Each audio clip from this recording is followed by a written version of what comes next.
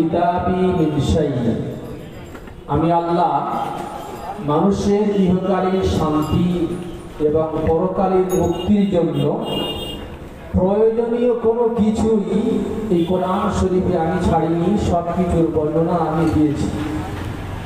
অন্যত্রে তিনি বলেছেন, মা ইয়ানতিকু আনিল হাওয়া ইন হুয়া ইল্লা ওয়াহয়ুন ইউহা, আমার রাসূল তিনি মস্তিষ্ক প্রসূত, নিজের পক্ষ হতে মন গড়া কোনো কথা তিনি বলেন না। তার মানে আল্লাহ রাসূল যে কথাটা বলে সেটা পরোক্ষভাবে আল্লাহ পাকেরই কথা। সেহেতু কোরআন এবং হাদিসকে সামনে রাখলে আল্লাহ পাকের নির্দেশসমূহ যেগুলো কোরআনে আছে এবং আল্লাহ রাসূলের বাণী, এই সব কিছু যদি আমরা সামনে রাখি, মুসলমানদের কাছে যে সম্পদটা আছে এটা পৃথিবীর ইতিহাসের যে কোনো অধ্যায়ে, যে কোনো মুহূর্তে, যে কোনো পরিস্থিতিতে সঠিক, সহজ, সরল, অভ্রান্ত দিক নির্দেশনা এটা আমরা পেতে পারি। কোরআনে আল্লাহ বলেছেন, ইন্না হাযাল কোরআন ইয়াহদি লিল্লাতী হিয়া আকওয়াম, নিঃসন্দেহে এই কোরআন সহজ, সরল, অভ্রান্ত, নির্ভুল এবং সঠিক পথের দিশা দেয়। বর্তমান পৃথিবীর যে চিত্র, এটা আল্লাহ রাসূল সাল্লাল্লাহু আলাইহি সাল্লাম তিনি বলেছেন, ইউশিকু আন তাদা আলাইকুমুল উমাম কামা তাদা আল আকালাতু ইলা ফাসাতিহা, চারিদিক দিয়ে বিভিন্ন জাতি গোত্র তারা তোমাদের উপরে একত্রিত হয়ে ঝাঁপিয়ে পড়বে, কামা তাদা আল আকালাতু ইলা ফাসাতিহা, যেমন ভোজনকারীরা কোনো পাত্রে যখন কোনো সুস্বাদু আকর্ষণীয় খাদ্য থাকে, ভোজনকারীরা যখন তার উপরে একত্রিত হয়ে যেমন ঝাঁপিয়ে পড়ে, তো এমন একটা সময় আসলে মুসলিম উম্মাহের উপরে চারিদিক দিয়ে বিভিন্ন জাতিগোত্র তারা একত্রিত হয়ে তাদের উপরে ঝাঁপিয়ে পড়বে। ফাকালা কাইলুন, একজন ব্যক্তি প্রশ্ন করলেন, এক সাহাবী, ওয়ামিন কিল্লাতিন নাহনু ইয়াউমাইদিন ইয়া রাসূলুল্লাহ, ইয়া রাসূলুল্লাহ, আপনি যে বলছেন চারিদিক দিয়ে জাতিগোত্র একত্রিত হয়ে আমাদের বিরুদ্ধে ঝাঁপিয়ে পড়বে, তো তার কারণ কি এটা যে সেদিন আমরা সংখ্যায় নগণ্য থাকবো, অল্প থাকবো? নবীজি বললেন, না, বাল আনতুম ইয়াউমাইদিন কাসীর, বরং সেদিন তোমরা সংখ্যায় অনেক থাকবে। ওয়ালাকিন্নাকুম গুসাউন কাগুসাইস সাইল, সংখ্যায় অনেক থাকলেও তোমরা বর্ষার নালীতে, বর্ষা ধোয়া যে পানি প্রবাহিত হয়, প্রবাহমান সেই পানির যে ফেনা, তাতে যে খড়কুটোগুলো ভেসে যায়, অধিক সংখ্যায় হওয়ার পরেও তোমরা ওই ফেনার মতো, বুদবুদের মতো, খড়কুটোর মতো এমন দুর্বল থাকবে। ওয়ালা ইয়ানজান্নাল্লাহু মিন সুদুরি আদুইকুমুল মাহাবাতা মিনকুম, তোমাদের প্রভাব প্রতিপত্তি এটা শত্রুদের অন্তর থেকে আল্লাহ পাক দূর করে দেবে। তোমাদের কোনো প্রভাব তাদের উপরে থাকবে না, তাদের সামনে তোমরা তুচ্ছ খড়কুটোর মতো, বুদবুদের মতো, ফেনার মতো, তোমাদের কোনো মূল্যই তাদের কাছে থাকবে না। ওয়ালা ইয়াকদাফান্নাল্লাহু ফি কুলুবিকুমুল মাহারা ওয়াহন, আর আল্লাহ পাক তোমাদের অন্তরে দুর্বলতা, ভয়, ভীতি এটা সৃষ্টি করে দেবে। শেষে রাসূল বলছেন, সাহাবী প্রশ্ন করছেন, মাল রাহম ইয়া রাসূলুল্লাহ, দুর্বলতার কারণ কি হবে? আমাদের হৃদয়ে, আমাদের অন্তরে যে ভয় ভীতি জায়গা করবে, এর কারণ কি হবে? নবীজি বললেন, হুব্বুদ দুনিয়া ওয়া কারাহিয়াতুল মাউত, দুটো কারণে তোমাদের অন্তরে ভয় ভীতি, ক্লাস এটা জায়গা করবে। এক হলো হুব্বুদ দুনিয়া, তোমরা দুনিয়ার মহব্বতে পাগল হয়ে যাবে। আর কারাহিয়াতুল মউত, মৃত্যুকে অপছন্দ করবে। বর্তমান যে চিত্র, আল্লাহ রাসূল হাদিসে 1400 বছর আগে এটা খুব সুন্দরভাবে অঙ্কন করেছেন। আজ সারা পৃথিবীর মুসলমানেরা আন্তর্জাতিক পর্যায়ের চক্রান্তের জালে ফেসে গেছে। আমি আবার বলছি, বর্তমান পৃথিবীর মুসলমান আন্তর্জাতিক পর্যায়ের চক্রান্তের জালে ফেসে গেছে। আমাদের বিরুদ্ধে জলভাগে যেমন যান চলছে, স্থলভাগেও চলছে, আকাশ পথেও চলছে, দিনেও চলছে ষড়যন্ত্র, রাতেও চলছে ষড়যন্ত্র, প্রকাশ্যেও চলছে, গোপনেও চলছে। মুসলমান এত নির্মম, এই সব কিছু সে জানছে, বুঝছে, সব কিছু জানার পরেও উদাসীনতার চাদর মুড়ি দিয়ে ঘুমিয়ে আছে। পরিস্থিতি অত্যন্ত ভয়াবহ। আমর ইবনে আস রাদিয়াল্লাহু তাআলা আনহু বিশ্ববিখ্যাত একজন যোদ্ধা ছিলেন। তিনি মুসলিম সেনাদেরকে নিয়ে এক খ্রিস্টান এলাকায় গেলেন। সেদিন যুদ্ধের আলোচনা ছিল যে এদিন যুদ্ধ হবে মুসলিম আর খ্রিস্টানদের। গিয়ে দেখছেন যে এলাকায় যুদ্ধের সিদ্ধান্ত ছিল সেই এলাকার খ্রিস্টানরা সেখানে নেই, যেন জনমানব শূন্য। নারীরা আছে গোটা কত। জিজ্ঞেস করলেন যে কি ব্যাপার, এখানে এরা গেছে কোথায়? এরা তো জানে আজকে তাদের সঙ্গে আমাদের যুদ্ধ। তখন বলল, আজকে এরা একটা তর্ক সভায় লিপ্ত হয়েছে। কি তর্ক সভা? না, তাদের আলোচ্য বিষয় হলো যে ঈসা আলাইহিস সালাম তাদের যে নবী বা রাসূল, তার পেশাবটা পাক না নাপাক। দ্বিতীয় বিষয় হলো তার মা হযরতে মারিয়াম অবিবাহিত অবস্থায় তিনি সন্তান প্রসব করেছেন, তো তাকে এখনো কুমারী বলা হবে না কি বলা হবে? এই অনর্থক বিষয় দুটো যখন তর্কে লিপ্ত হয়েছে, এ কথাটা জেনে মুসলিম সেনাদল যারা ছিল হাসতে শুরু করলো। সেনাপতি উচ্চ আওয়াজে বললেন, চুপ করো তোমরা। আজকে এদের অনর্থক একটা বিষয়ে তর্কযুক্ত শুনে তোমরা যেমন অট্ট হাসি হাসছো, মনে রাখো পৃথিবী জাতি একদিন এই মুসলমানদের উপরে হাসবে। যেদিন মুসলমান ছোট্ট ছোট্ট বিষয় নিয়ে তর্কে লিপ্ত হবে, ছোট্ট ছোট্ট বিষয় নিয়ে বিবাদে লিপ্ত হবে, সেদিন পৃথিবীর মানুষ, পৃথিবীর জাতিগোষ্ঠী এই মুসলমানদের উপরে হাসবে। আজকে সেই দিনটা এসেছে। এজন্য ভাইরা আমার, ওয়াকফ সংশোধনী বিল হলো, আইনে পরিণত হলো। এটাকে নিয়ে এত আওয়াজ দেওয়া হচ্ছে, এত বিজ্ঞপ্তি দেওয়া হচ্ছে, এত অ্যানাউন্স করা হচ্ছে, মানুষ আসছে না। এর ভয়াবহতা কি এটা আমরা উপলব্ধি করতে পারছি না। কি আর হবে?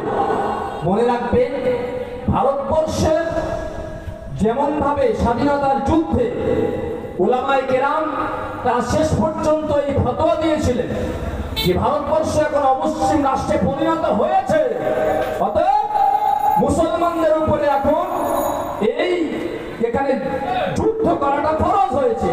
পরিস্থিতি ও জায়গায় পৌঁছেছিল, তাই তারা ফতোয়া দিয়েছিলেন।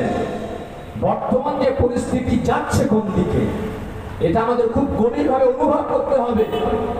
উলামায়ে কেরাম সেই সময়ে, আজও যেমন আপনারা দেখছেন, আমরা ইতিহাসটা কোন শুনি, স্বাধীনতার ইতিহাস, যিনি বয়ান করুক না কেন, এটা এই বিষয়টা আসে আমাদের সামনে যে দিল্লির চাঁদনি চক থেকে নিয়ে পাকিস্তানের দুর্রায় খায়বার পর্যন্ত প্রত্যেকটা গাছে আলিমের লাশ ছিল। এই ইতিহাসটা যেটা আসছে তার মানে হলো উলামায়ে কেরাম সেদিন আগের সারিতে ছিলেন, অগ্রণী ভূমিকা পালন করেছিলেন। আজ যে পরিস্থিতি আছে, আওয়াজ উঠছে শুধু উলামাদের পক্ষ থেকে। কেন? স্বাধীনতা সংগ্রামে মাওলানা শওকত আলী সাহেব ভারতবর্ষ জুড়ে গ্রামে গঞ্জে অলিতে গলিতে তিনি মানুষকে সচেতন করতে, সেই সময়কার পরিস্থিতি বোঝাতে গিয়ে বয়ান করতে করতে তার মুখ থেকে রক্ত ওঠা শুরু হয়েছিল। গোলাম মর্তুজা সাহেব ইতিহাসের ইতিহাস যে কিতাবটা, যে বইটা তার ব্যান্ড হয়েছে, তার মধ্যে লিখেছেন যে বয়ান করতে করতে, মানুষকে সচেতন করতে করতে মুখ থেকে রক্ত ওঠা শুরু হলো। চিকিৎসকরা বললেন, আপনি একটু সচেতনতা অবলম্বন করুন, সাবধান হন, শরীরকে বিশ্রাম দেন। তিনি বলেছিলেন, মুসলমানদের ঈমান অস্তিত্ব হুমকির সম্মুখীন, আর এ সময় যদি আমার শরীরকে আরাম দিই, যদি রেস্টে বসে যাই, তাহলে কিয়ামতের দিনে আল্লাহর কাছে কৈফিয়ত দিতে পারবো না। আজ বর্তমান যে পরিস্থিতি, উলামায়ে কেরাম তারা চেষ্টা করছেন আপনাদের বোঝানোর জন্য। মুফতি সাহেব এসে গেছেন, আমি আপনাদের সংক্ষেপে কথা বলে চলে যাব। বর্তমান যে আইনটা এসেছে এর বিভিন্ন ভয়াবহ দিক আছে। মানা সাজ্জাদ নোমানী সাহেব তিনি বলছিলেন, ইনি হলেন পৃথিবী বিখ্যাত একজন আলিম, মুসলিম পার্সোনাল বোর্ডের একজন অন্যতম সদস্য। জুমার বায়ানে বলছিলেন যে আইনটা আনা হয়েছে এটা হলো 44 পৃষ্ঠা ব্যাপী। এই 44 পৃষ্ঠায় ছোটখাটো আর বড় সব ধরে 150 মতো পরিবর্তন আনা হয়েছে। তার মধ্যে উল্লেখযোগ্য কয়েকটা আমি বলবো। নাম্বার 1, যে পরিবর্তন এসেছে, এখন যে ভারতবর্ষের আইন এবং সে সময়ও ছিল যে কোনো জায়গায় যদি কেউ জবরদখল করে 12 বছর কিংবা তার বেশি সময় অন্যের জায়গায় জোর করে দখল করে আছে, তো তারপরেও এতদিন যেহেতু সে বসে আছে, এতদিনে তুমি কিছু করতে পারোনি, তো এই জায়গাটা যে জবরদখলকারী সেখান থেকে তাকে কেউ হটাতে পারবে না, তার অধিকার হয়ে যাবে, ওখানে বসবাস করতে পারবে। এই আইন থেকে ওয়াক্ফ সম্পত্তিটা প্রভেদ ছিল, আলাদা ছিল, যে আইনটা ওয়াক্ফ সম্পত্তির উপর ক্ষেত্রে প্রযোজ্য হবে না। তার মানে কেউ যদি ওয়াক্ফ সম্পত্তির উপরে 12 বছর হোক আর 50 বছর হোক, যদি সেখানে বসবাস করে জবরদখল করে থাকে, তাহলে আগে আইন ছিল তার সেখান থেকে হটতে হবে। বর্তমান পরিবর্তন করে অন্যান্য সাধারণ আইনের সঙ্গে মিলিয়ে দেওয়া হয়েছে যে অন্য ক্ষেত্রে যেমন এক্ষেত্রে সেটা প্রযোজ্য। কেউ যদি 12 বছর বা তার বেশি জবরদখল করে থাকে, তাহলে সেই জায়গাটা তার হয়ে যাবে ওয়াক্ফ সম্পত্তির হলেও।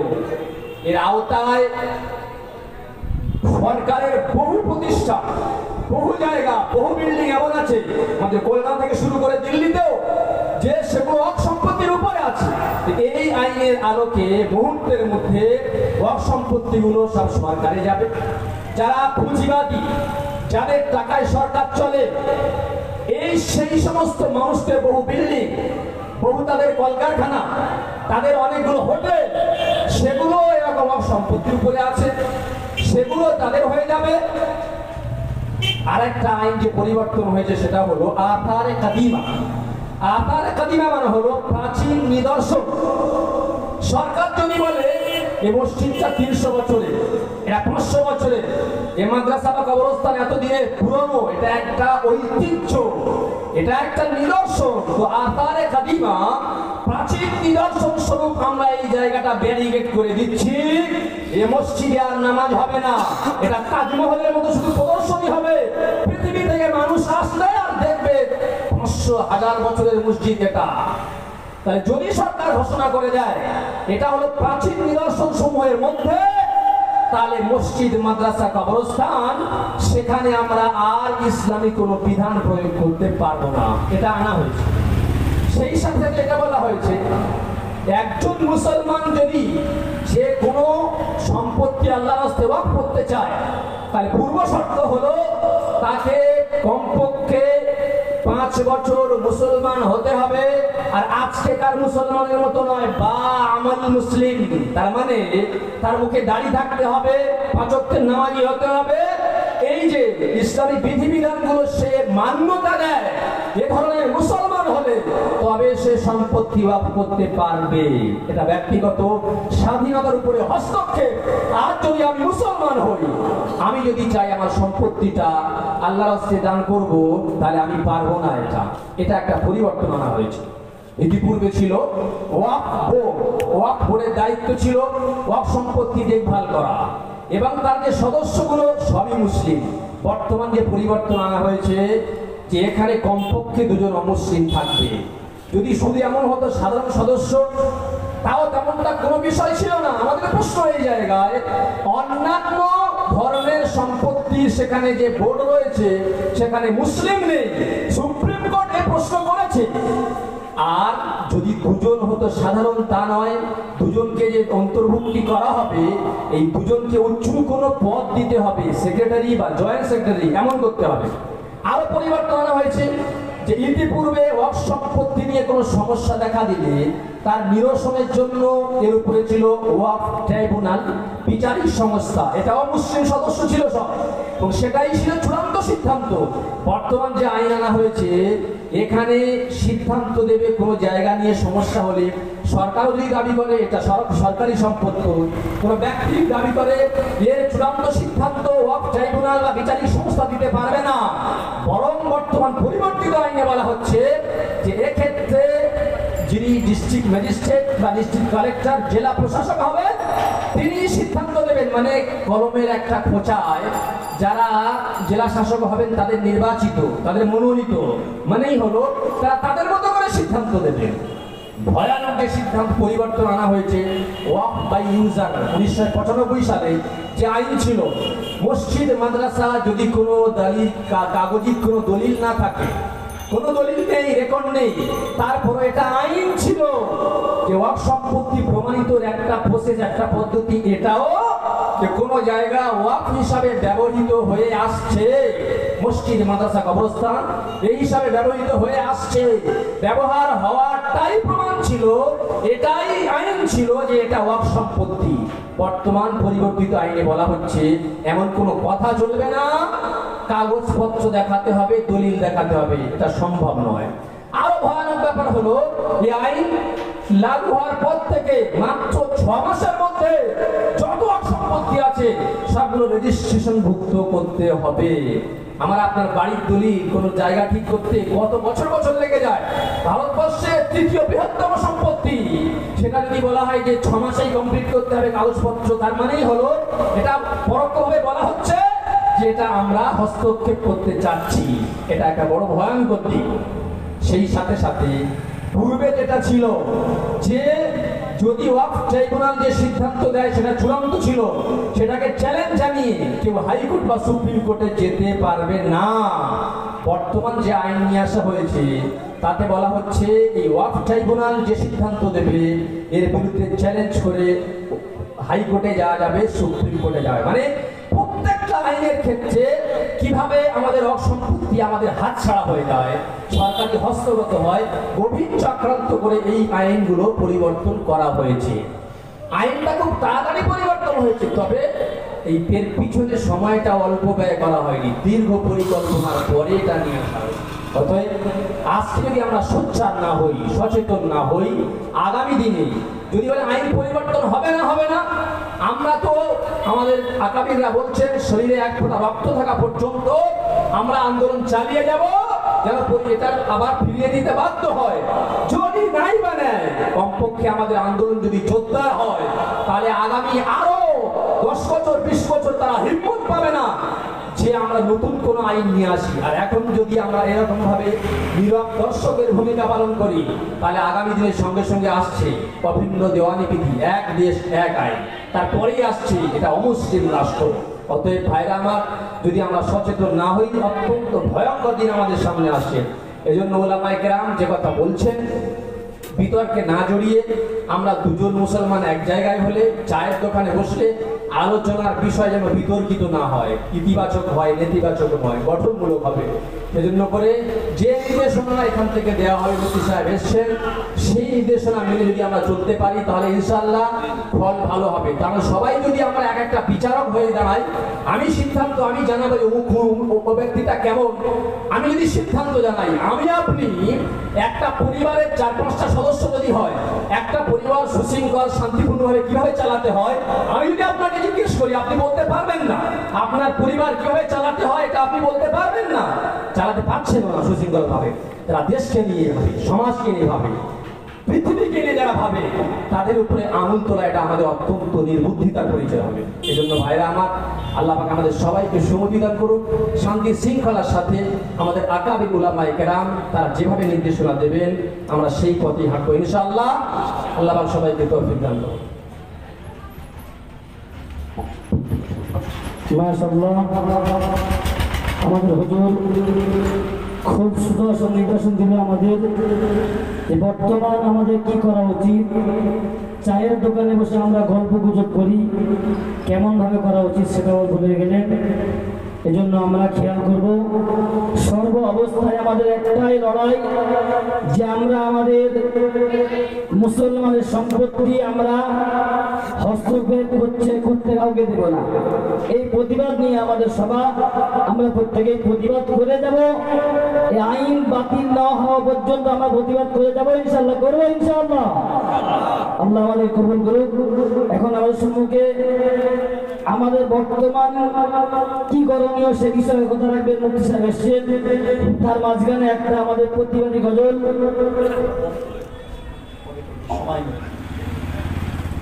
আসসালামু আলাইকুম ওয়া রাহমাতুল্লাহি ওয়া বারাকাতুহু।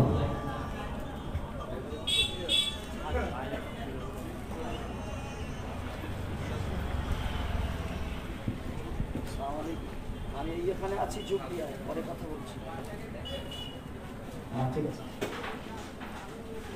নাহমাদুহু ওয়া নুসাল্লি আলা রাসূলিল কারীম। বিসমিল্লাহির রাহমানির রাহিম। وأعدوا لهم ما استطعتم من قوة من رباط الخيل إلى آخر الآية. وقال النبي صلى الله عليه وسلم الجهاد ماض إلى يوم القيامة أو كما قال عليه الصلاة والسلام. وقال النبي صلى الله عليه وسلم سيأتي زمان على أمتي يفرون من العلماء والفقهاء فيبتلي الله تعالى بثلاث بليات. أولها يرفع البركة من كسبهم، والثانيها يسلط الله تعالى عليهم سلطانا ظالما، والثالثها يخرجون من الدنيا بغير إيمان أو كما قال عليه الصلاة والسلام. মঞ্চে উপস্থিত হিলফুল ফুজুলের নেতৃবৃন্দ,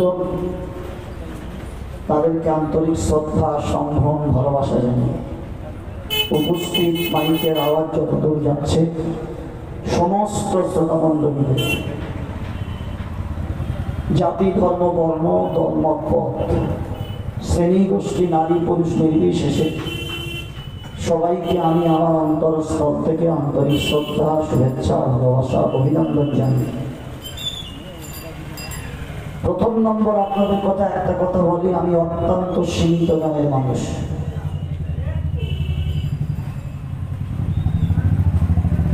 যেহেতু আমার অত্যন্ত স্নেহভাজন মাওলানা মরবুবুল ইসলাম সাহেব, ওনার আব্বার সঙ্গে 14টা বছর আমার দলুয়াখাকি মাদ্রাসায় কেটেছে। আমি ওনাকে আমার পীর করে মাথায় তুলে রেখেছিলাম 14টা বছর।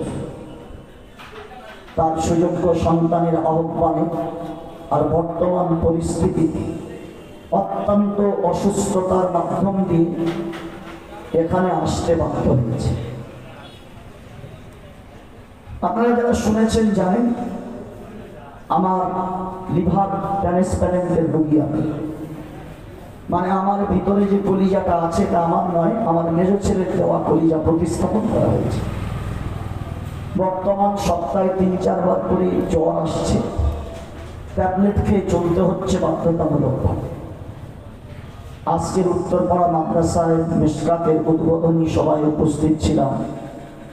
জেলা মিটিং থাকা সত্ত্বেও, জেলা সম্পাদক হওয়া সত্ত্বেও শারীরিক অসুস্থতার কারণে তাড়াতাড়ি তো বাড়িতে গিয়ে ঘন্টা 2 শোয়ার পরে একটু সুস্থতা বোধ করলাম। আর একটা প্রোগ্রাম আছে, যাব। 2-1টা কথা আপনাদের কাছে প্রথমে বলে যাই। এতক্ষণ পর্যন্ত অর্থ সংশোধনী বিল, যেটা পার্লামেন্টে সংখ্যাগরিষ্ঠতার নিরিখে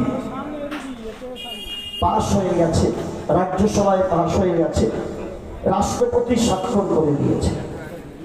একটা জায়গা বাকি আছে, সেটা হলো সুপ্রিম কোর্ট।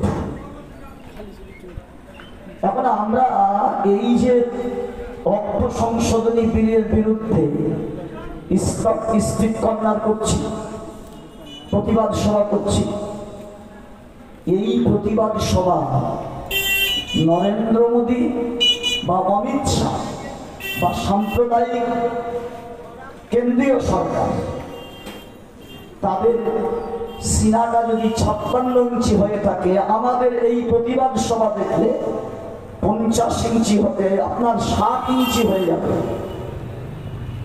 রাগ করবেন না কেউ, আমি খুব খোলা কথা বলছি। আন্দোলন এই জন্য করা যে 56 ইঞ্চিটা পুঁচড়ে 40 ইঞ্চি এসে যাবে। কিন্তু আমরা যে প্রতিবাদ সভা করছি এতে তার আরো বুকের বল বাড়িয়ে দিচ্ছি। এটা গণতান্ত্রিক রাষ্ট্র, গণতন্ত্র মানে বুঝি না তো, যেখানে সংখ্যাধিক্যের উপরে হার এবং জিত হবে। ভালো করে বুঝবেন, অক্ষ আইন পাশ হয়েছে, কি হয়েছে না হয়েছে একটু আগে শুনলেন, ওটা লম্বা কথা। যদি আপনি বলেন ভালো করে এই অর্থ সংশোধনী বিল যেটা পাশ হয়েছে ভালো করে বুঝিয়ে দিলে তাহলে পথে নামবো। তাহলে আপনারা আজ থেকে নামাজ পড়া ছেড়ে দিয়ে প্রথমে এটা বুঝে নেন যে রুকুটা কেন করবো, বিজ্ঞান ভিত্তিক রহস্য কি আছে, সেজদাটা কেন করবো, উযু কেন করবো, আমার পাছা থেকে বায়ু বার হলো, সে জায়গায় আমি ধুইলাম না, হাত চোখ কান মুখগুলো ধুইলাম। যে অপরাধ করেছে তার কোনো শাস্তি নেই। প্রচন্ড শীত, পাছা থেকে বায়ু বার হয়েছে, উজু হয়ে গেছে, তাহলে পাছাটা ধুয়ে দিতে হয়। আপনি উজু করার আগে এ সম্পর্কে ওলামাদের কাছে ভালো করে বুঝে নেন, তারপরে আপনি উজু করতে যাবেন। এটা তো করেন না। ডাক্তারখানায় যাওয়ার পরে আপনার রোগ দেখে ডাক্তার বলছেন সকালে একটা, দুপুরে একটা, রাত্রে শোয়ার আগে একটা, খাওয়ার পরে ইনজেকশন করতে হবে। আপনি ডাক্তারকে জিজ্ঞেস করেন যে স্যার ইনজেকশনে কি মেডিসিন দিয়েছেন, এই ইনজেকশন করলে আমার শরীরের কি ক্ষতি হবে? আপনি একজন চিকিৎসার বিশেষজ্ঞকে তার প্রেসক্রিপশন মেনে অবনতমস্তকে আপনি দেশের রাষ্ট্রপতি প্রধানমন্ত্রী হয়ে আপনি প্রতিবাদ করেন না।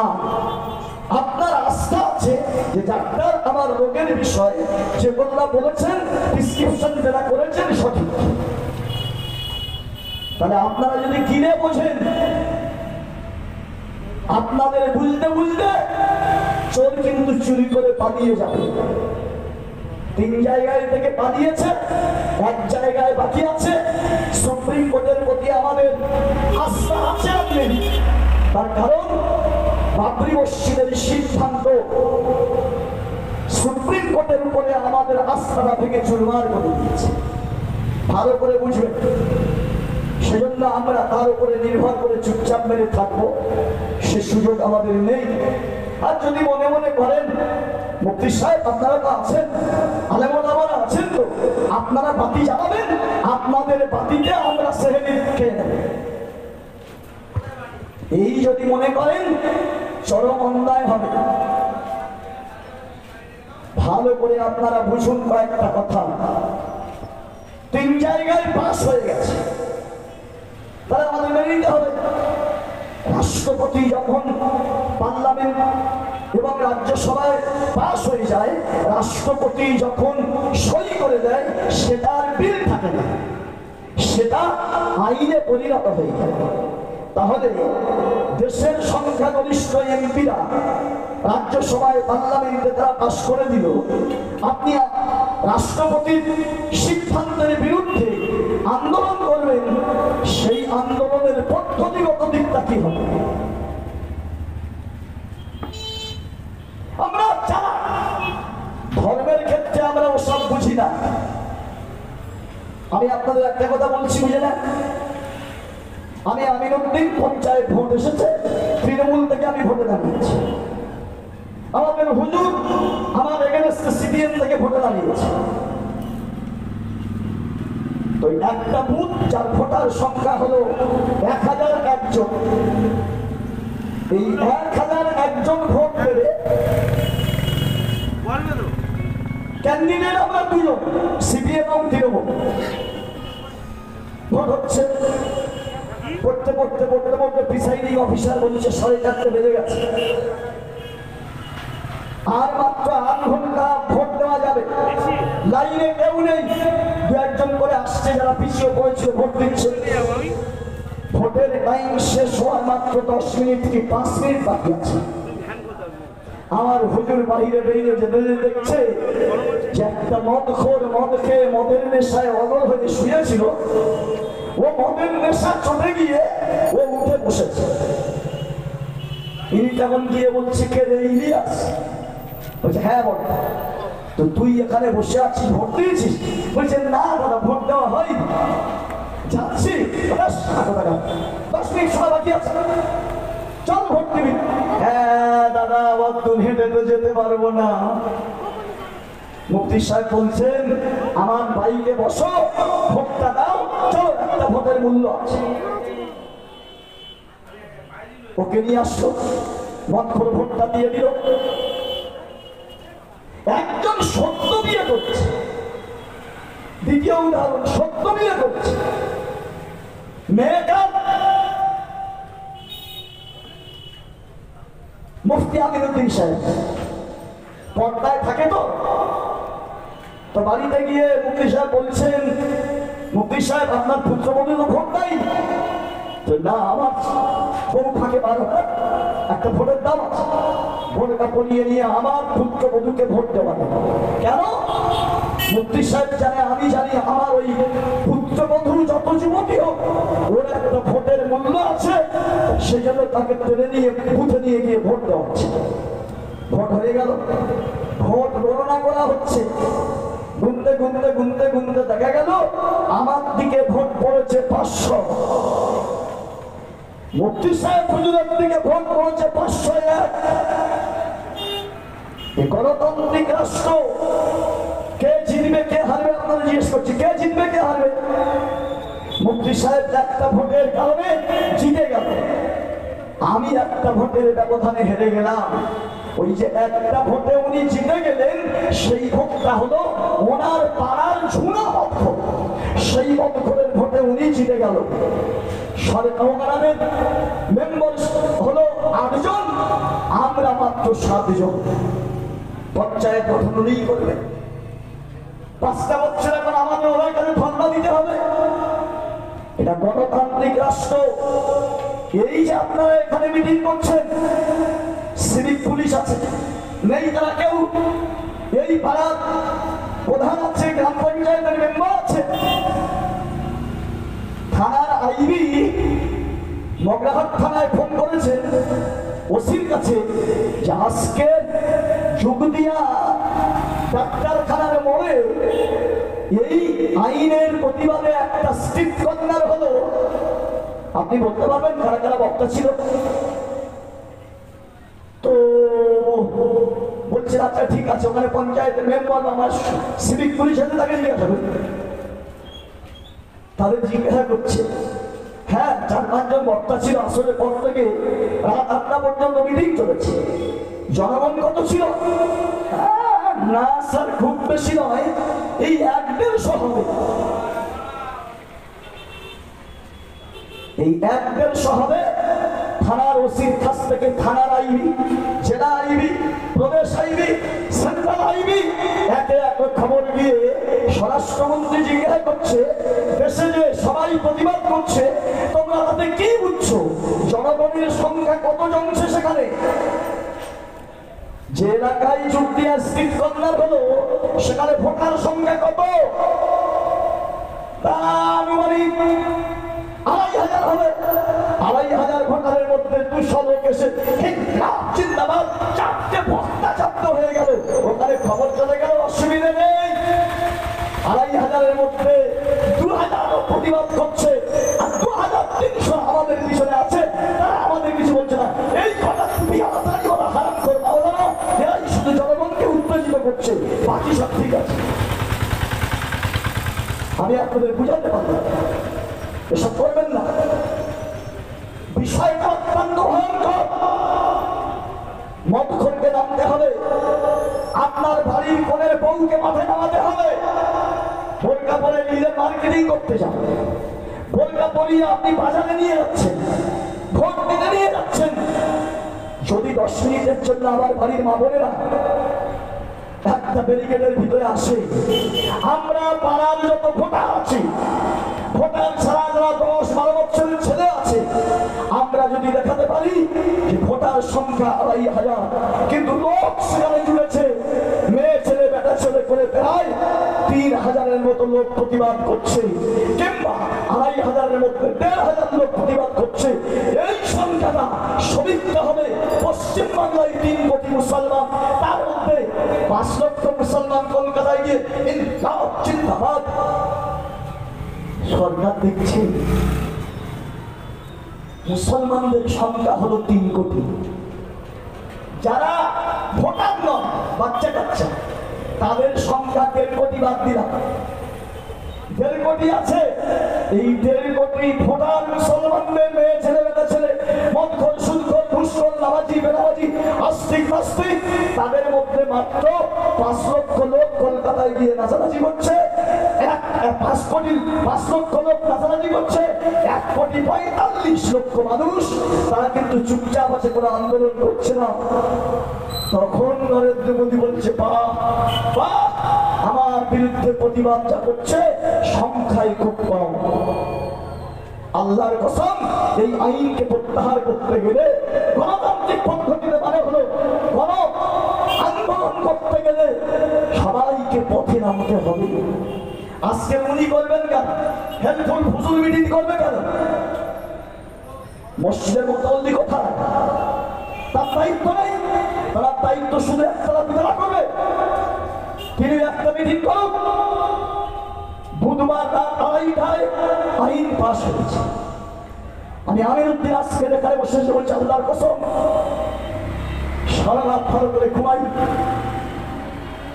2 বছর পূর্ব থেকে এই আইনটা পাশ হবে মুসলমান শোনে নেই। এর জন্য কলকাতায় প্রতিবাদ সভা হয়নি, এলাকায় প্রতিবাদ সভা হয়নি। আমি আমিরউদ্দিন জেলার দায়িত্বে কথা বলে যাচ্ছি, আমাদের সমস্ত মাদ্রাসা মসজিদের মোতাল্লি ইমাম সাহেবদের থেকে পুরো জেলায় 5 থেকে 6টা বৈঠক করে 3 করে বুঝিয়ে দিয়েছি। অক্ষ সম্পত্তি পাস হচ্ছে, সেটা এই হবে। বুধবার রাত্রে 2:30টার সময় বহু ভট্টগড়ের মধ্যে পার্লামেন্টে পাশ হয়ে গেছে। আমি সকাল 8টা কি 9টায় একটা ভিডিও বার্তা ছেড়েছিলাম। যারা পেয়েছেন তারা আমল করেছেন কিনা জানি না, তারা আমল করার কোনো প্রশ্ন নেই। আমি তো ছোটখাটো মানুষ, আমার কি নাম আছে? আমি সেদিন সবাইকে অনুরোধ করে বলেছিলাম, আগামীকাল শুক্রবার জুমার নামাজের পরে নামাজ থেকে মসজিদ থেকে বার হয়ে মসজিদের সামনে যদি জায়গা থাকে কিংবা প্রশস্ত জায়গা থাকে, প্রত্যেকটা মসজিদে অন্য মন্দিরের থেকে মহল্লায় যদি 200 মানুষ থাকে, 150 মানুষ নামাজ পড়ে হাতে পার হয়ে তারা বলুক এই আইন মানছি না, মানব না, আইনটা পাস হয়ে গেল। যতদিন পর্যন্ত আমার আলেম ওলামারা না বলল, মসজিদ কমিটি ঘুমিয়েছে, গোরস্থান কমিটি ঘুমিয়েছে, ঈদগাহ কমিটি ঘুমিয়েছে, দরগা কমিটি ঘুমিয়েছে, মাদ্রাসা কমিটি ঘুমিয়েছে, তাদের দায়িত্ব নেই। আজকে টুপিওয়ালা একদম থাকবে কেন? সুদওয়ালা কই, বুটওয়ালা কই, এলাকার বাসিন্দা কই? তারা বললে তাদের কবরের স্থানে পরিণত হবে না, তাদের ঈদের নামাজ পড়ার দরকার নেই। আপনি একজন মুসলমান কেন? সেজন্য এইরকম ভাবে স্টিকার করা মানে হলো 56 ইঞ্চিটা 60 ইঞ্চিতে পরিণত হবে। মানে আপনাকে বলে গেল ইয়েতে কিচ্ছু হবে না। যেখানে পার্লামেন্ট, রাজ্যসভা, রাষ্ট্রপতির সই করেছে, তাহলে সেই আইনটা প্রত্যাখ্যান করাটা ফিরিয়ে দেবে সরকার এত সহজে? সেজন্য মুসলমান যদি না বোঝে তাকে বুঝাবে কে? বুঝাবে? 48 ঘন্টার মধ্যে ভারতবর্ষের রাষ্ট্রপতি এই বিষাক্ত বিলের উপর সই করবে। ভারতবর্ষের এমন একটা রাষ্ট্রপতি, 130 কোটি ভারতবাসী হলো ভারতবর্ষের রাষ্ট্রপতির সন্তান। সে হিন্দু হতে পারে, মুসলিম হতে পারে, খ্রিস্টান হতে পারে, জৈন হতে পারে, বৌদ্ধ হতে পারে, আস্তিক হতে পারে, নাস্তিক হতে পারে, হায়ার কাস্ট হতে পারে, সিভিল কাস্ট হতে পারে, উচ্চ বর্ণের হতে পারে, নিম্ন বর্ণের হতে পারে, মুচি হতে পারে, মেথর হতে পারে, হাড়ি ডোম কাওড়া বাগদি শূদ্র নিগ্র, সব রকমের মানুষ ভারতবর্ষে আছে। তিনি হলেন সবার রক্ষা, সবার রক্ষক, তিনি রাষ্ট্রপতি। কিন্তু তিনিও যে সাম্প্রদায়িক শক্তির কাছে আইনকে প্রত্যাখ্যান করে, আইনের সঙ্গে ব্যভিচার করে তিনিও এই আইনে সই করেছেন। মানে হলো সদাত মায়ের থেকে আরো চরম অন্যায়ের কাজ মুসলমানদের সঙ্গে করেছে। আমি কথা বলতে গেলে সময় লাগবে, আমি কথা বলতে পারবো না, দরকার নেই। রাষ্ট্রপতি সই করে দিচ্ছে যাদের বিরুদ্ধে হচ্ছে। রাষ্ট্রপতি কি ভারতবর্ষের সংবিধান করেনি? ভারতবর্ষের সমস্ত জাতি নিজ নিজ ধর্মের প্রতিষ্ঠানগুলো 1947 সালে যেটা যে অবস্থায় ছিল সংবিধানে লেখা আছে। 2 বছর 10 মাস ধরে ডক্টর আম্বেদকর যে সংবিধান রচনা করে গেছে, রাষ্ট্রপতি সংবিধান না পড়ে কি তিনি সেখানে গিয়েছেন? যে একটা ধর্মীয় প্রতিষ্ঠানের উপরে এমন একটা আইন পাস করবো, শতকরা 80% মসজিদ, মাদ্রাসা, ঈদগাহ, গোরস্থান, এই আইনটা যদি পাস হয়ে যায়, আমি আমিরুদ্দিন বলছি রক্তের কান্না কাঁদতে হবে। শতকরা 80% ঈদগাহ, মসজিদ কেন মূর্খের রাজ্যে বাস করলে হবে। আমার টাইম 7:30 আছে, অল্পক্ষণের মধ্যে শেষ করে দেব। আমি আপনাদের একটা কথা বলি শুনুন। ভারতবর্ষে 1446 বছর মুসলমান বসবাস করছে। 1446 বছর, তার মানে 629 খ্রিস্টাব্দে ভারতবর্ষের মুসলমানের সংখ্যা মাত্র 8 পিস। যারা ইতিহাসের ছাত্র আছেন, যারা ইতিহাসের যদি শিক্ষিত বন্ধু থাকেন, ইতিহাসটা পড়ে দেখে নেবেন। 629 খ্রিস্টাব্দে ভারতবর্ষের মুসলমানের সংখ্যা 8 পিস, 8 জন। যখন ভারতবর্ষের মুসলমানের সংখ্যা 8 জন, 629 খ্রিস্টাব্দে ভারতবর্ষের পবিত্র জমিনে সর্বপ্রথম মসজিদ তৈরি করছেন একটা হিন্দু ঘরের রাজা। সর্বপ্রথম বিশ্বনবী সাল্লাল্লাহু আলাইহি ওয়াসাল্লাম তখন মদিনায় জীবন্ত সায় বেঁচে আছেন। 634 খ্রিস্টাব্দে বিশ্বনবী সাল্লাল্লাহু আলাইহি ওয়াসাল্লাম ইন্তেকাল। তখন ভারতবর্ষে মসজিদ হয়েছে। আমি কালকের এক জায়গায় বলতে গিয়ে বললাম, আমাদের সঙ্গে ভারতবর্ষের মুসলিম হিন্দু ভাইরা যা ব্যবহার করেছেন, বর্তমান যা ব্যবহার করছেন, আগামীতে তারা আমাদের সঙ্গে যা ব্যবহার করবে, আমরা কিয়ামত পর্যন্ত তাদের ঋণ পরিশোধ করতে পারবো না। আপনাদের নলেজ নাই। অনেকজন মনে মনে করছেন এটা মনে হয় হিন্দু মুসলমানের লড়াই। জি না, হিন্দু মুসলমানের লড়াই হলে আইনটা যদি পাশ হয়ে গিয়েছে, আপনি ফাঁকে পার হতে পারতেন না, বাংলার মরে যেতে পারতেন না। কেন? আজকের যারা হিন্দুত্ব হিন্দুত্ব হিন্দুত্ব করছে, ওরা হিন্দু কাকে বলে জানে না। ওরা হিন্দুত্বের ধর্মীয় গ্রন্থাদি পড়ে ওরা হিন্দু হয়নি। ওরা হিন্দুত্বের নামে ধর্মকে ঢাল করে নিজের রাজনৈতিক স্বার্থ চরিতার্থ করার জন্য আজকের হিন্দু হিন্দু করে রাখছে। আমি আপনাদের বলি, ভারতবর্ষে মুসলমান যখন 8 জন, ভারতবর্ষের মাটিতে মসজিদ তৈরি হচ্ছে, ভারতবর্ষে হিন্দু বা মুসলিমের সংখ্যা তখন কয়েক কোটি অমুসলিম যদি মনে মনে করতো সারা তোরা ছিলিস হিন্দু, কালমা করে তোরা মুসলমান হয়ে গিয়েছিস, সারা 8 জনকে জবাই করে দেবো, অসম্ভব ছিল না তো? 8 জনকে জবাই করে দিলে কত সময় লাগবে? কোটি কোটি অমুসলিম। কিন্তু তারা তাদের 8 জনকে নিজেদের আঁচলের ভিতরে করে রেখেছিল। মানুষের ধর্মীয় ব্যাপারে ব্যক্তি স্বাধীনতা আছে, সে হিন্দু থাকতে পারে, মুসলমান থাকতে পারে, যদি কোনো ভগবান ভগবান ঈশ্বর আল্লাহ জমিনকে পিছিয়ে থাকে, তো এই পৃথিবীতে মানুষ পাঠিয়েছেন ওরা আল্লাহ বা ভগবান। ওই হিন্দু ভাইরা বলেন তো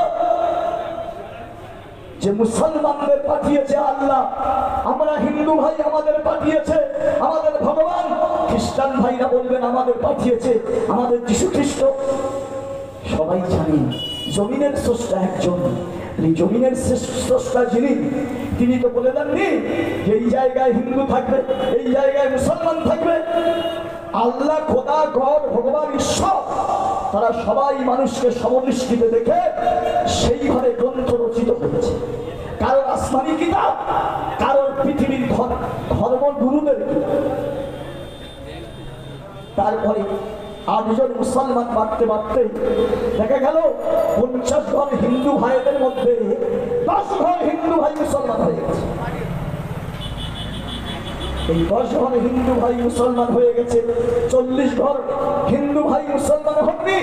ইচ্ছা করলে এই 10 ঘর মুসলমানদেরকে বিতাড়িত করতে পারত, তাদেরকে মারা করে দিতে পারত না, তা করেনি।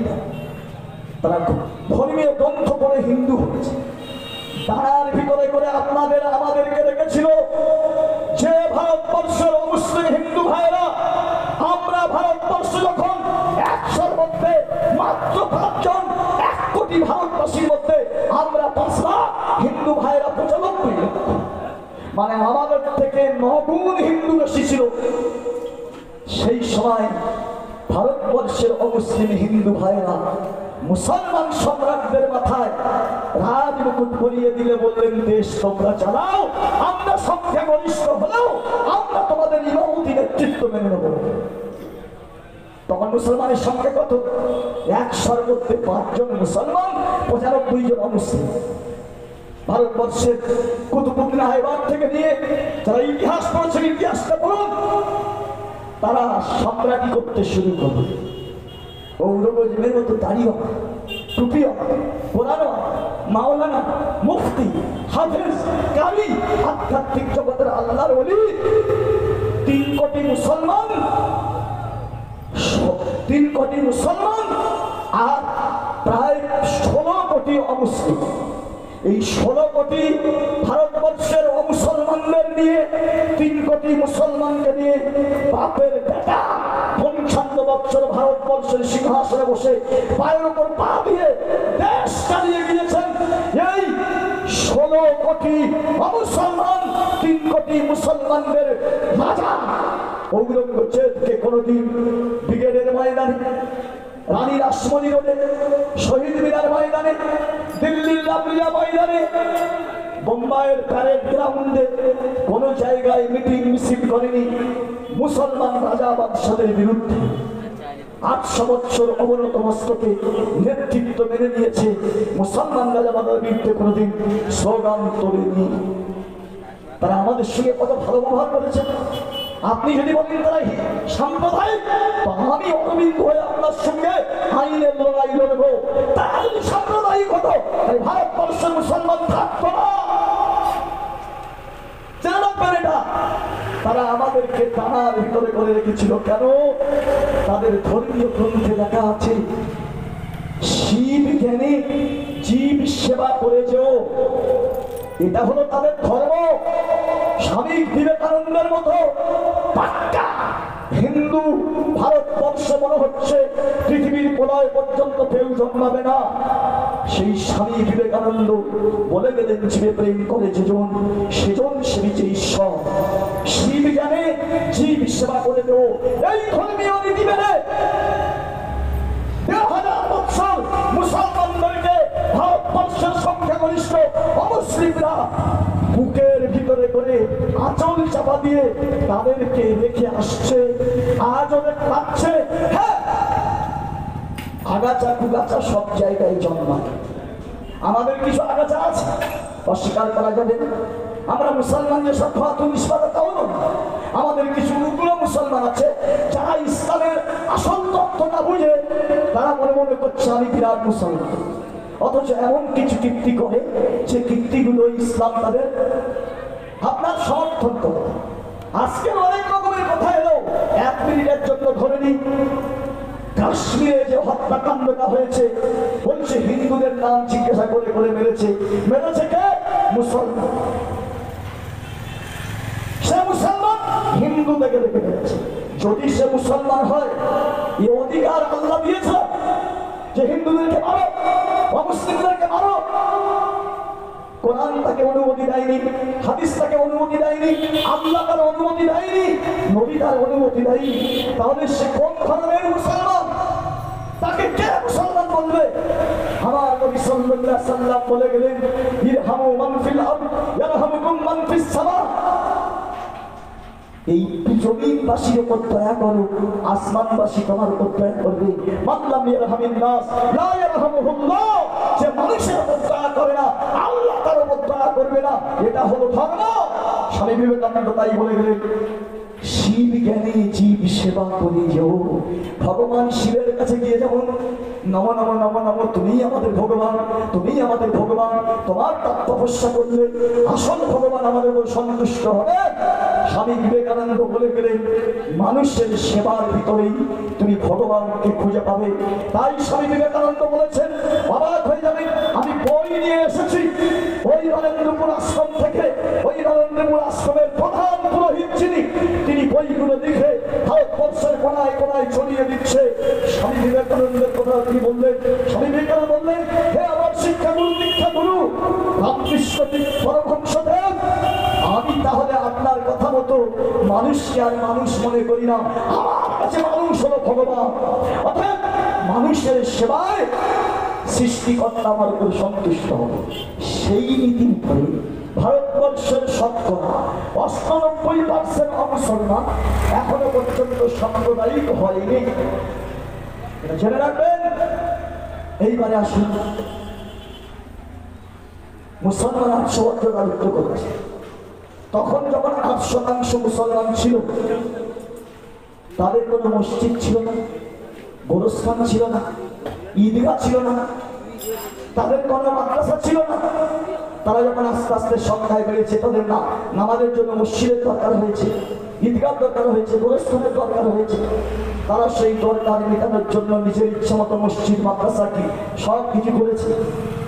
এই পর্যন্ত 2014 সাল পর্যন্ত ভারতবর্ষের কোন মুখ্যমন্ত্রী, কোন রাষ্ট্রপতি, কোন স্বরাষ্ট্রমন্ত্রী, কোন প্রধানমন্ত্রী মুসলমানদের 30 লক্ষ বিঘে অর্থ সম্পত্তি, 30 লক্ষ বিঘে অর্থ সম্পত্তির উপরে একদিনের জন্য কেউ হিংসাত্মক দৃষ্টি নিক্ষেপ করেনি, কেন চিন্তা করেনি।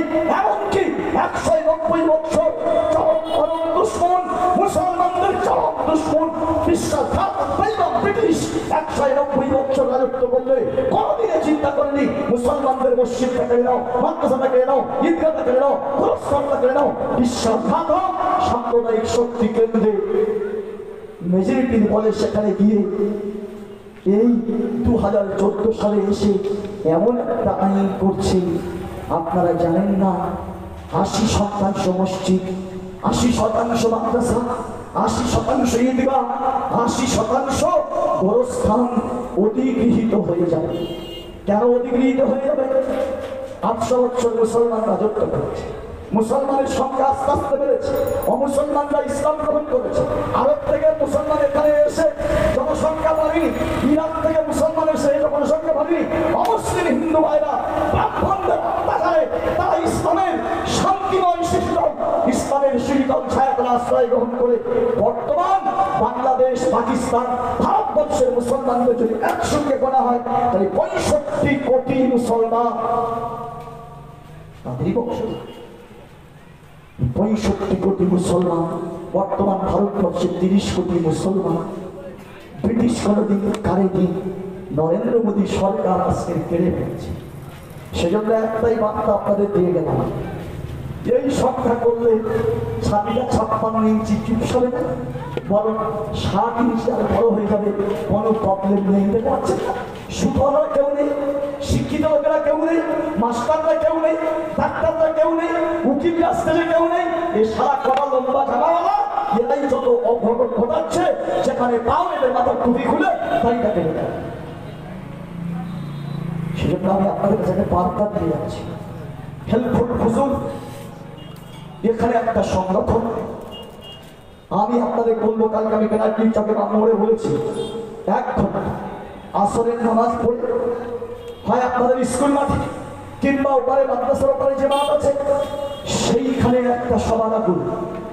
1 ঘন্টার জন্য বাড়ির প্রত্যেকটা মহিলা যেমন ভোট দিতে যায়, বোরকা পরে তারা সেখানে গিয়ে তাদের জন্য মাঝখান থেকে একটা কাপড় টাঙিয়ে দেবেন, তারা সেদিকে বসবে, পুরুষরা সেদিকে বসবে। যারা ভোটার আছে 100% সেখানে গিয়ে 1 ঘন্টা সময় দেবেন। যদি সত্যি সত্যি মসজিদের প্রেম থাকে, মাদ্রাসার প্রেম থাকে, গোরস্থানের প্রেম থাকে, 1 ঘন্টার জন্য দেবেন। 6 জন বক্তা এনে 5 ঘন্টা বক্তৃতা করার দরকার নেই। এখন শুধু হাত তুলে আপনাকে বলতে হবে, আমরা 100% মুসলমান, শিক্ষিত অশিক্ষিত, মাস্টার ডাক্তার উকিল ব্যারিস্টার, আমরা মসজিদের বদলি, গোরস্থান কমিটির সেক্রেটারি, আমরা ঈদের কমিটির সেক্রেটারি, আমরা ওই খানকার সেক্রেটারি, আমরা সবাই স্টেজে থাকবো সর্বদলীয় ভাবে। সিপিএম থাক, সৌসি থাক, তৃণমূলের নেতা থাক স্টেজে।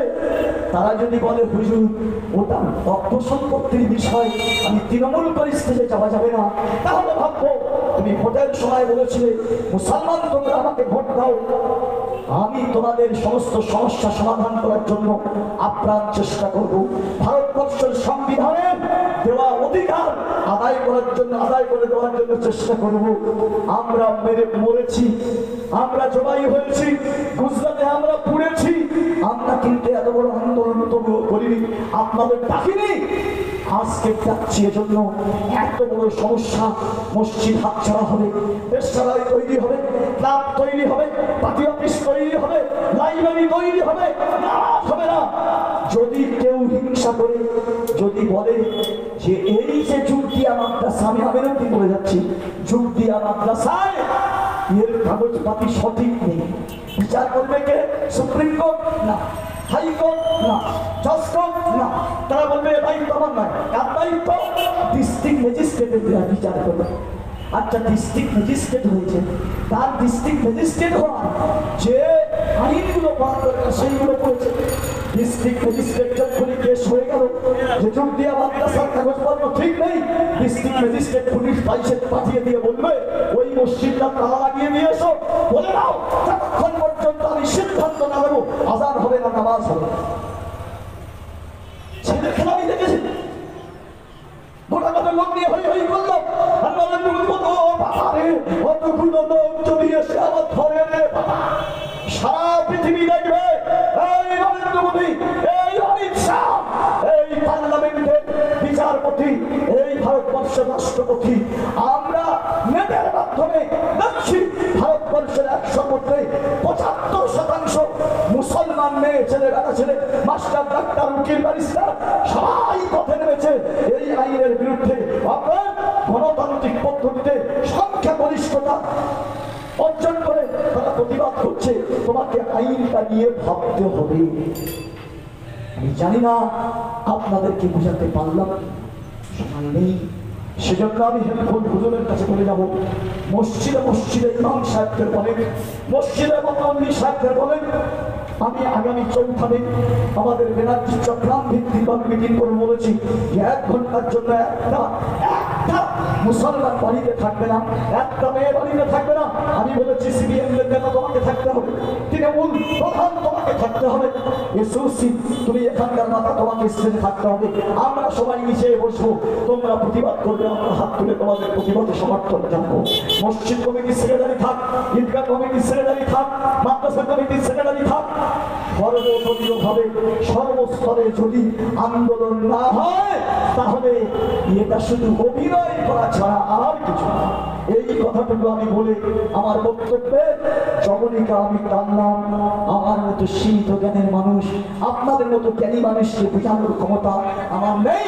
তবে ছোটখাটো কথায় বলছি, গণতন্ত্র মানে হলো মানুষের সংখ্যাধিক্যের উপরে আইন পাস হবে, আইন পাস হবে। পার্লামেন্ট আইনটা পাস হবে কি হবে?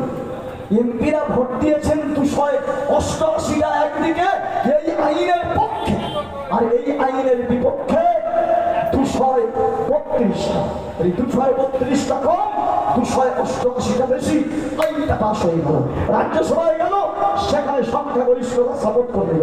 সাম্প্রদায়িক শক্তি সেখানে ক্ষমতা। মায়ের একটা দায়িত্ব ছিল, যার সন্তান আমরা রাষ্ট্রপতি।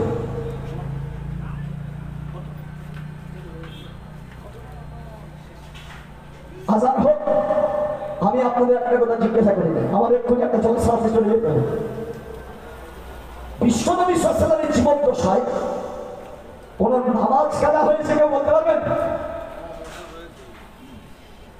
আপনারা জিজ্ঞেস করুন, আপনারা তো পড়াশোনা করেন, আমার সাধারণ মানুষ জানে না বিশ্বনবী সাল্লাল্লাহু আলাইহি ওয়াসাল্লামের একই দিনে খন্দক যুদ্ধে জোহর গিয়েছে, আসর গিয়েছে, মাগরিব গিয়েছে, এশা গিয়েছে, অন্যায়ের বিরুদ্ধে সশস্ত্র সংগ্রাম করতে গিয়ে 4 ওয়াক্ত ফরজ নামাজ পড়ার মতো আমার নবী সুযোগ পান।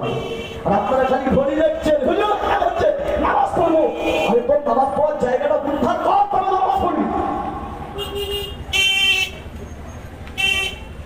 আপনাদের নিজেদের তো চুপ দিয়ে তৎপর করে খাচ্ছে, এখানে শিক্ষা দীক্ষার হার বেশি না, ভোক্তা খাচ্ছে।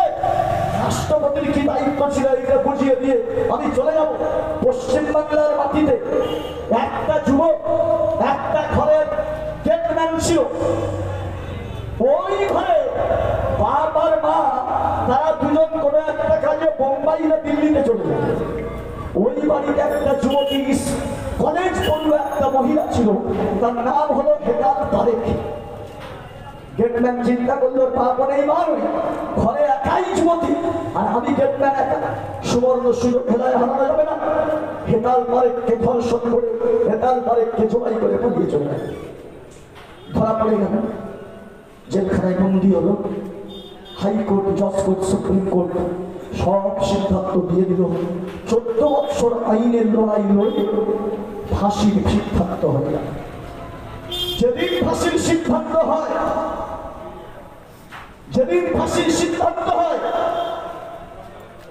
এই ফাঁসির সিদ্ধান্ত সুপ্রিম কোর্ট যাতে না দেয়, তার জন্য ধনঞ্জয়ের মা আর বাপ সামনে কিছু ভগবানের মূর্তি রেখে সারাক্ষণ, সারা রাত, সারাক্ষণ রায় আসার পূর্ব মুহূর্ত পর্যন্ত, হে আমাদের ভগবান, আমার কলিজার টুকরাকে, হে ভগবান, কলিজার টুকরার যেন কোনো বিপদ না হয়, ফাঁসির সিদ্ধান্ত না। কাঁদল। 12টায় 25 মিনিটে, 12টায় 30 মিনিটে স্থানীয় সংবাদে ঘোষণা হয়ে গেল, রেডিওতে বসেছিল, আপনার সুপ্রিম কোর্ট সিদ্ধান্ত দিয়েছে ধনঞ্জয়ের ফাঁসি।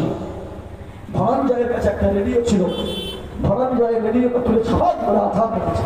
যারা সংবাদপত্র পড়েছেন তারা জানে, ধনঞ্জয়ের মা আর বাপ সামনে যে ভগবানের মূর্তি রেখেছিল, মূর্তিগুলো তুলে দিয়ে ওয়ার ভিতরে আচার মেরে ফেলে দিল, যতদিন বাঁচবো তোদের সামনে কোনোদিন ধর্ণা দেবো না, আমার কলিজার টুকরার জন্য সারা রাত সারাদিন তোর কাছে কাঁদলাম, রক্ষা করতে পারলি না, তাহলে তোর কাছে কেন ধর্ণা দেবো? এটা হলো ইতিহাস হয়ে গেল। এইবারে ধনঞ্জয় করলো কি, নিজে একটা দরখাস্ত লিখল, প্রাণ ভিক্ষার দরখাস্ত।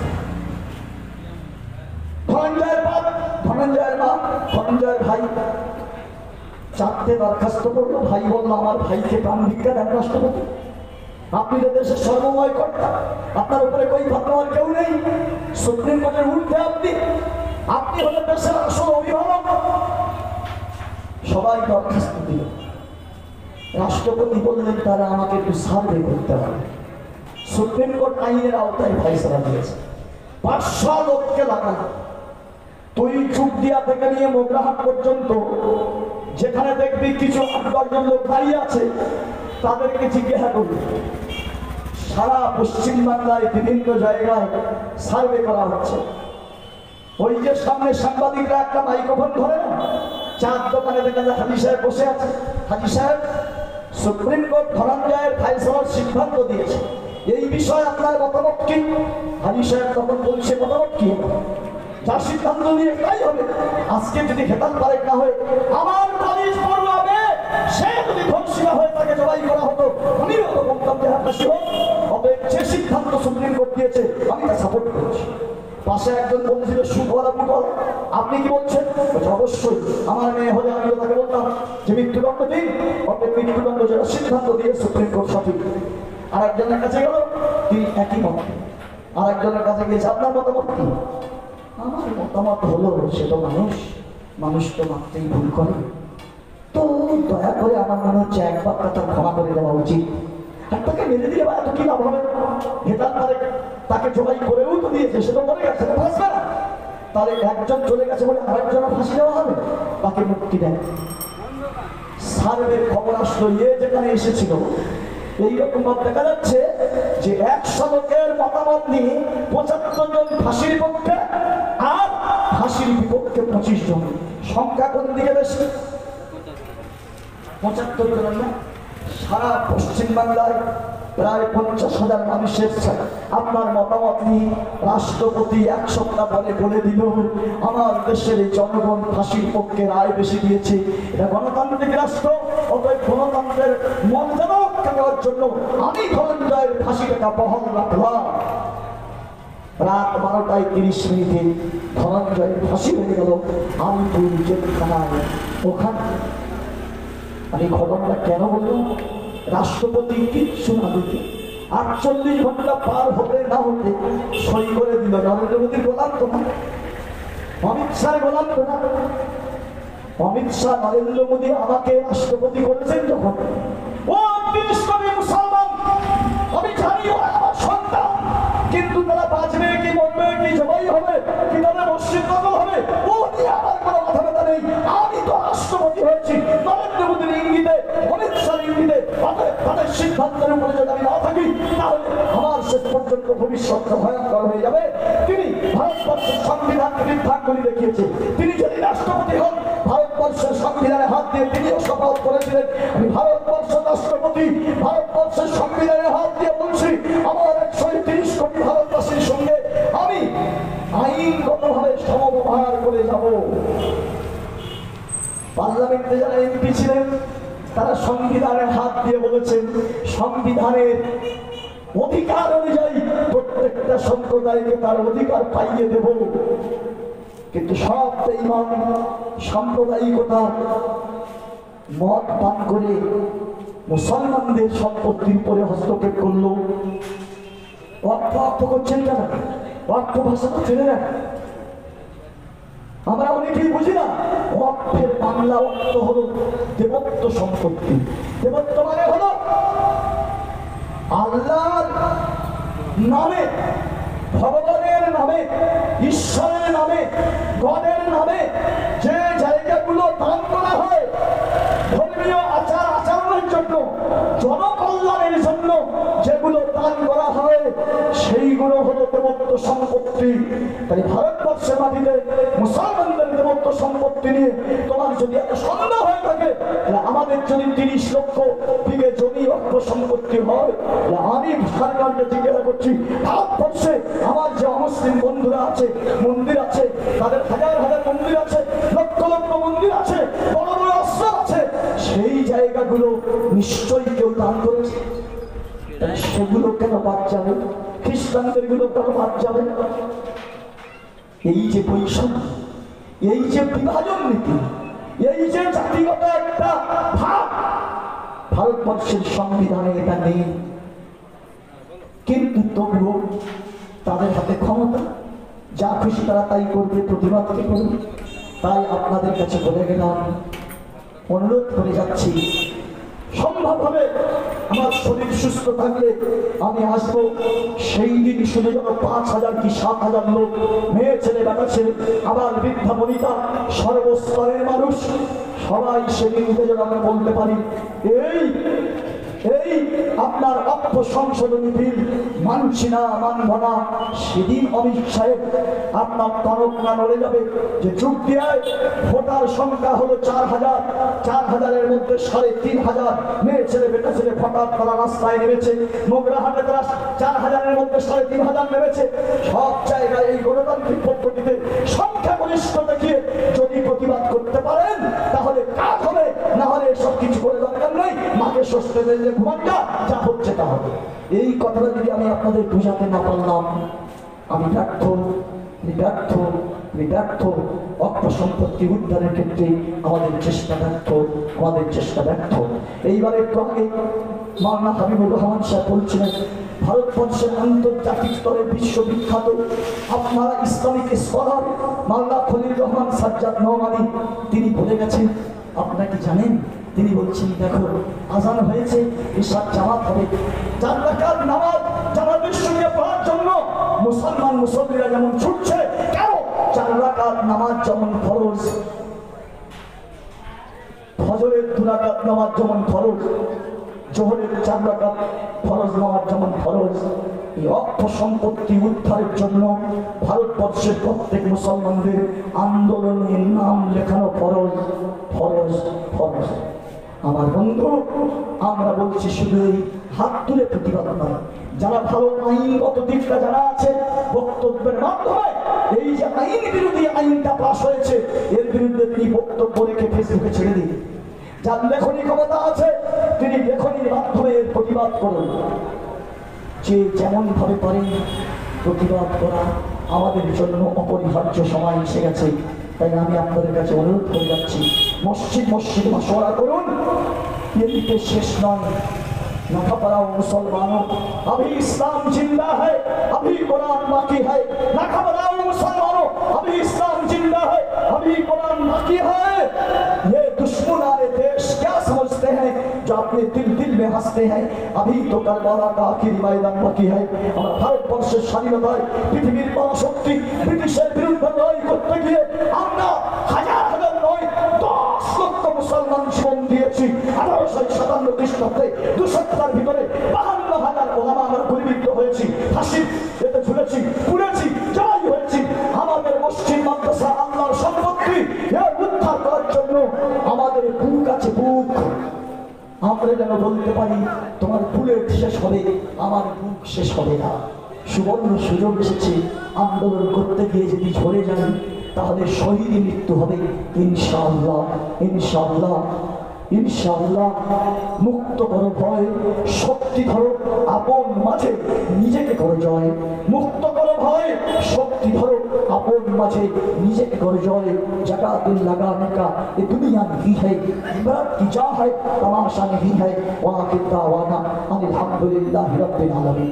মাওলানা মারুফুর রহমান ভাইকে বলে যাব, এই চেষ্টায় 1 মাস পরে হোক, 1 মাস পরে হোক, সুপ্রিম কোর্ট যদি এটা নাকচ করলে আমরা আমাদের ডেটটাকে বাতিল করবো।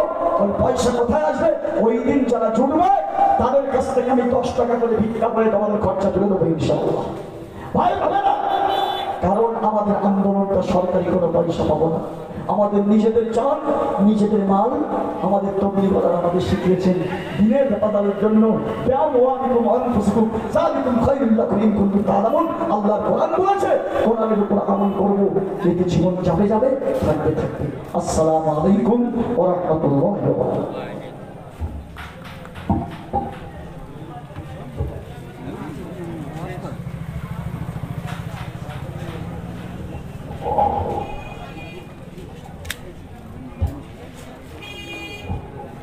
মাশাআল্লাহ, আলহামদুলিল্লাহ। বর্তমান পরিস্থিতির উপরে মুফতি সাহেব হুজুর আমাদের বলে গেলেন যে আমাদের করণীয় কি, এদিকে আমরা প্রত্যেকেই খেয়াল করবো ইনশাআল্লাহ। এখন আমাদের সময় খুব সংক্ষেপ, প্রতিবাদী ঘরে একটা হবে, তারপরে মুফতি সাহেব আছেন, অল্প কথা বলে দেওয়া হবে ইনশাআল্লাহ। আজকের এই মিটের কারণে আমাদের মসজিদ সেক্রেটারি তথা আমাদের মতালি সাহেব ছিলেন আমাদের সঙ্গে, উনি অনেক মেহনত করে অনুষ্ঠানটা হয়েছে। উনি সমস্ত দোকানে গিয়ে চাঁদা তুলে আমরা এটা করেছি। তো বিশেষ কারণবশত আজকের মসজিদের আজান 8:15 হবে, আর জামাত হবে 8:30 ইনশাআল্লাহ। আমরা যারা এখানে এই মসজিদে এসে নামাজ পড়ে থাকি বা পড়ি, এটাকে আমরা স্বইচ্ছায় মেনে নেবো আল্লাহর জন্য। 8:15 আজান হবে আর 8:30 নামাজ হবে। স্টেজে আমাদের 2 হযরত আছেন, আমাদের উস্তাদ, আমাদের মাথা মুকুট, তারা অতি অল্প সময়ের মধ্যে দেওয়ার কথা বলে হযরত আছেন, দোয়া করে দেবেন। তার আগে ছোট্ট একটি প্রতিবাদী ভজন যেহেতু আমি লিখেছিলাম, তো সেটা আপনাদের সম্মুখে একটু পরিবেশন করছি, আপনারা মনোযোগ সহকারে শুনবেন। মুসলিম সমাজ আগিয়ে চলো, নারায়ে তাকবীর ধ্বনি তোলো। মুসলিম সমাজ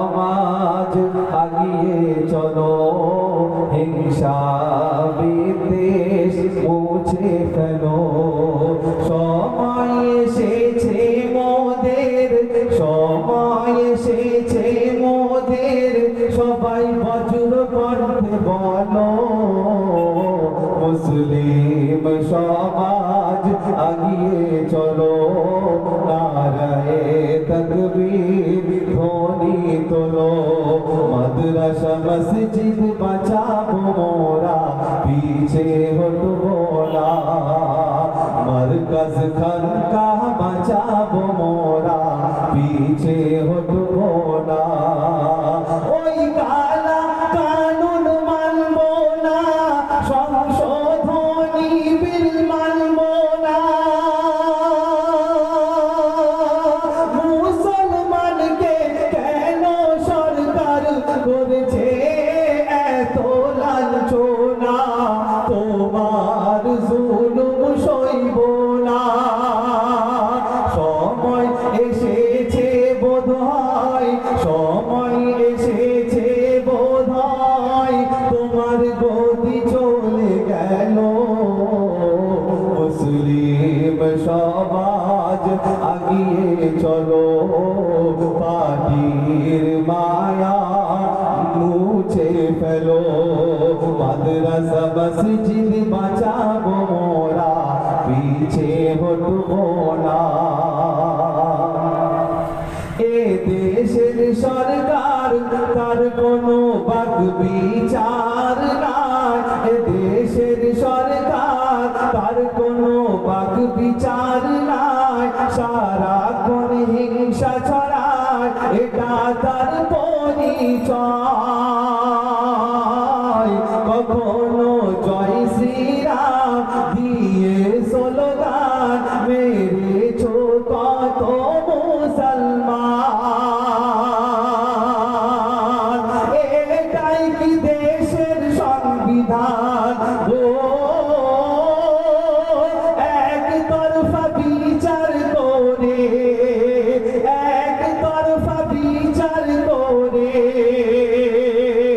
মুসলমানকে বাদ দিয়ে একতরফা বিচার করে, দেশ চলবে কি বলো, মুসলিম সমাজ আগিয়ে চলো, নারায়ে তাকবীর ধ্বনি তোলো। হিন্দু মুসলমান মোরা ভাই ভাই, একই সঙ্গে মোরা বাঁচতে চাই। মোদের উপর যারা চালাবে অন্যায় অবিচার, তাদের মোদের উপর যারা চালাবে অন্যায় অবিচার, তাদের ভারতবর্ষে কোনো জায়গা নাই। লড়ছি লড়বো মোরা, ও লড়ছি লড়বো মোরা, তাতে জান চলে যায়, তাতে জান চলে যাক যাক না। লড়ছি লড়বো মোরা, তাতে জান চলে যাই গেল, মুসলিম সমাজ আগিয়ে চলো, পার্টির মায়া মুছে ফেলো।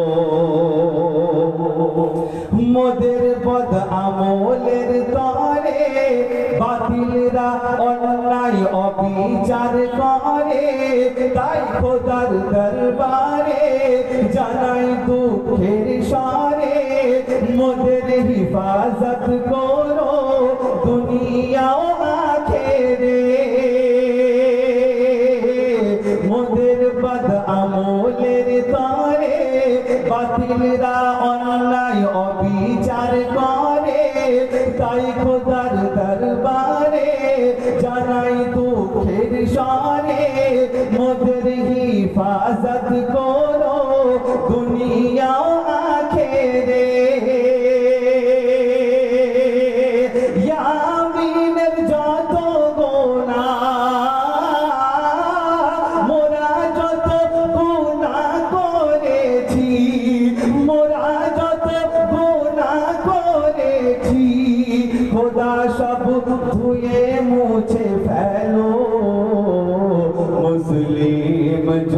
হক আগিয়ে চলো, নারায়ে তাকবীর ধ্বনি তোলো। মাদ্রাসা মসজিদ বাঁচাবো মোরা, পিছে হটবো না। মাদ্রাসা মসজিদ বাঁচাবো মোরা, পিছে হটবো না।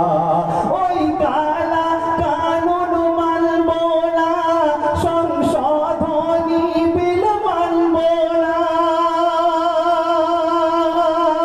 সময় এসেছে মোদের সবাই, সময় এসেছে বোধহয় এবার তোমার গদি চলে গেল, তোমার গদি চলে গেল। সময় এসেছে বোধহয় মুদি তোমার গদি চলে গেল। মুসলিম সমাজ আগিয়ে চলো, হিংসা বিদ্বেষ মুছে ফেলো। নারায়ে তাকবীর, নারায়ে তাকবীর। ওয়াকফ সংশোধনী আইন মানছি না, ওয়াকফ সংশোধনী আইন মানছি না। আমাদের সংগ্রাম তো করছি, করব।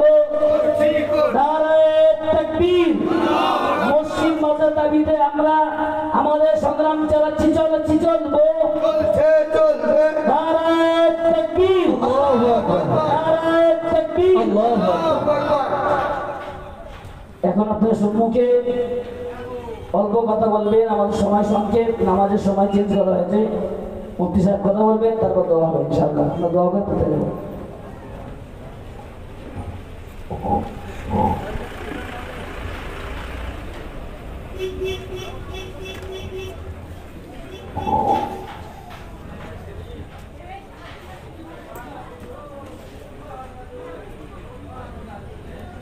আসসালামু আলাইকুম ওয়া রাহমাতুল্লাহি ওয়া বারাকাতুহু। আলহামদুলিল্লাহি কাফা ওয়া সালামুন আলা ইবাদিহিল্লাযীনা ইসতাফা, আম্মা বা'দ। قال الله سبحانه وتعالى في كلامه المجيد وفي الفرقان الحميد: أعوذ بالله من الشيطان الرجيم، بسم الله الرحمن الرحيم، ولا تهنوا ولا تحزنوا وأنتم الأعلون إن كنتم مؤمنين. وقال رسول الله صلى الله عليه وسلم: انصر أخاك ظالما أو مظلوما، أو كما قال رسول الله صلى الله عليه وسلم. সম্মানিত আজকের এই মহতি অক্ষ বাঁচাও পথসভার সভাপতি এবং যুগদিয়া, শালিগড়িয়া, রামনগর, বেনিপুর এত অঞ্চলের আমার ইমানদার ভাইয়েরা, আমি আপনাদের সামনে কোনো ভূমিকা রাখছি না। আজকের আমাদের সামনে যে গুরুত্বপূর্ণ সময় মাথার উপরে দাঁড়িয়েছে, সেই সময়কে কিভাবে আমরা কাজে লেগে গুরুত্বপূর্ণ ভূমিকা পালন করতে পারি, সেই কথাটাই স্মরণ করার জন্য। এই যে ওয়াকফ সংশোধনী বিল 2025, এই বিলটার নাম, এই যে সংশোধনী বিল 2025-এ সেন্ট্রাল গভর্নমেন্ট মুসলমানদের জন্য কি বার্তা দিচ্ছে এবং এর আগে আমাদের কাছে ওয়াকফ সম্পর্কে কি নির্দেশিকা ছিল, এই দুটোকে কম্পেয়ার করতে হবে। ভারতবর্ষের মধ্যে সুলতানি যুগ ছিল, সুলতানি যুগের পরে মুঘল যুগ এসছে, মুঘল যুগের পরে ব্রিটিশ শাসন করেছে, আর 1947 সালে সেই ব্রিটিশদের উৎখাত করে ভারতবর্ষের মধ্যে ভারতবর্ষ বিশ্বের কাছে গণতন্ত্র রাষ্ট্রে পরিণত হয়েছে। যখন ব্রিটিশ সরকার এই ভারতবর্ষের মধ্যে রাজত্ব করছিল, সেই সময় কেরালার একটা মসজিদের সম্পত্তি নিয়ে গন্ডগোল হয়েছিল। কেরালার সেই মসজিদের সম্পত্তিটাকে নিষ্পত্তি করার জন্য ব্রিটিশ গভর্নমেন্ট পার্লামেন্টে সংসদ ভবনে বিল পাস করেছিল এটাই যে যেহেতু মন্দির এখানে ধর্মীয় আলাপ আলোচনা হয়, ধর্মকে রক্ষা করার জন্য বাঁচার জন্য আলাপ আলোচনা হয়, ধর্মীয় কাজ করা হয়, অতএব এই ধর্মীয় স্থানে কোনো রকমের হস্তক্ষেপ করা যাবে না। এই হিন্দু আইনটাকে বলবৎ করার জন্য সেই সময় মুসলমানদের জন্য এই অকপ সম্পত্তির আইন ওখানে করা হয়। যেহেতু এই অকপ সম্পত্তি এর পিছনে আছে ইমানের অংশ, এর পিছনে আছে আমার আপনার পূর্বপুরুষরা যারা জনগণের কল্যাণের জন্য, মুসলমান সমাজের মাইয়েদের শোয়ার জন্য, নামাজ পড়ার জন্য, তাদের কৃষ্টি কালচারকে বাঁচানোর জন্য, তাদের ধর্মীয় চেতনা খ্রিস্টান মাঝে প্রকাশ করানোর জন্য যে দানগুলো নিঃস্বার্থে আল্লাহ নির্দিষ্ট করে গিয়েছেন, সেই সম্পত্তি হলো অকপ সম্পত্তি। এই সম্পত্তির উপরে কোনো রকমের হস্তক্ষেপ করা যাবে না, কোনো রকমের পরিবর্তন করা যাবে না। সেই সময় থেকে নিয়ে পার্লামেন্টে সেইভাবে আইন চলে আসে। ভারত স্বাধীন হয়েছে 1947 সালে। 1947 সালে স্বাধীন হওয়ার পরে 1951 সালে ভারতবর্ষে যে জমি যেগুলো মুসলমানরা ওয়াকফ করে দিয়েছে, অন্যান্য সম্প্রদায়ের মানুষেরা তাদের জনকল্যাণের জন্য তারা দান করে গিয়েছে, সেই সম্পত্তিগুলোকে নিজস্ব জায়গায় রাখা এবং তার থেকে উপকার নেওয়ার জন্য আইন পাস হয়ে যাবে। ঠিক তার 3 বছর পরে 1954 সালে